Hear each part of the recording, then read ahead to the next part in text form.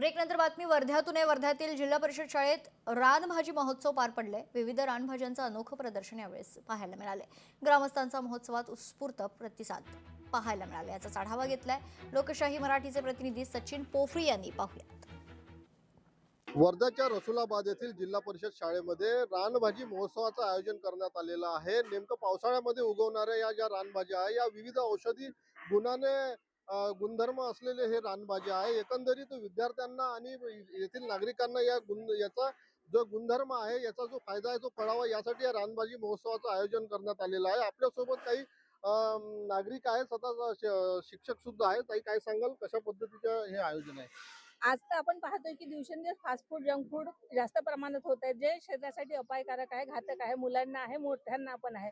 परंतु त्याचं प्रमाण वाढत चाललेलं आहे आणि आता ह्या ज्या रानभाज्या आहे हे हळूहळू विलुप्त होत चाललेले आहे। तर आमचा हा प्रयत्न आहे की या भाज्यांची ओळख नवीन पिढीला व्हायला पाहिजे आणि मुलांनी ते त्यांच्या खाण्यात आलं पाहिजे। कारण हे बिना रासायनिक आहे, याच्यावरती कुठल्याही प्रकारची फवारणी केल्या जात नाही, ओरिजिनल असल्यामुळे ते शरीरासाठी पौष्टिक आहे आणि ते कसं जास्तीत जास्त आम्हाला लोकांपर्यंत पोहोचवता येईल त्याचा आम्ही प्रयत्न करतो। ज्या रानभाज्या आहे या लोकांना आणि विद्यार्थ्यांना याच्याबद्दल माहिती व्हावी, याचे पोषण तत्व माहिती व्हावे याकरिता याचं आयोजन करण्यात आलं।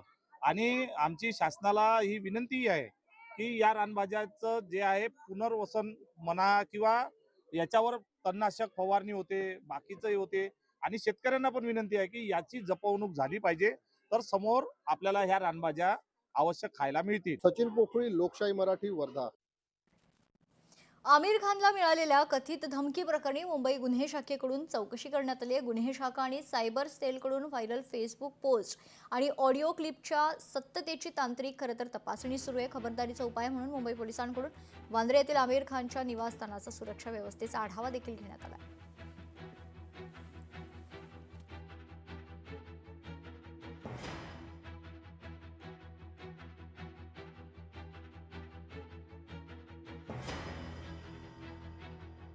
भिवंडीत इंस्टाग्रामवर माज घरफोडीची धमकी आणि आक्षेपार्ह धार्मिक वक्तव्य प्रकरणात भिवंडी पोलिसांच्या दणक्यानंतर तरुणाकडून जाहीर माफी मागण्यात आली। सोशल मीडियावर दादागिरी करत घरफोडीची धमकी देणं तरुणाला चांगलंच महागात पडलंय। पोलिसांनी हुसेन शेखला तात्काळ ताब्यात घेत त्याच्या विरोधात गुन्हा देखील दाखल केलाय।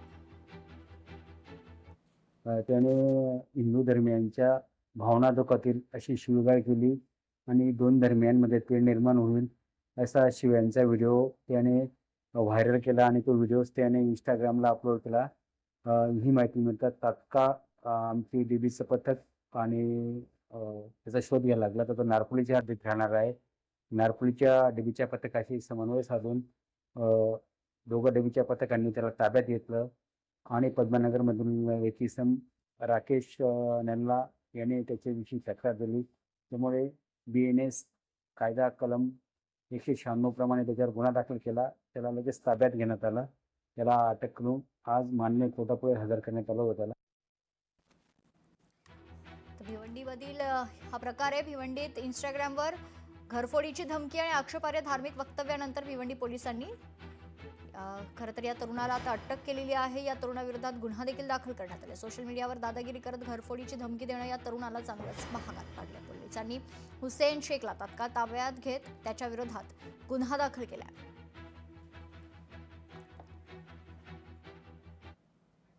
अभिषेक बॅनर्जीच्या कार्यालयावर कारवाई करण्यात आली आहे। कार्यालय कोणत्याही परवानगीशिवाय बांधल्याचा आरोप आहे। 5 मजली इमारत जमीनदोस्त करण्यात आली।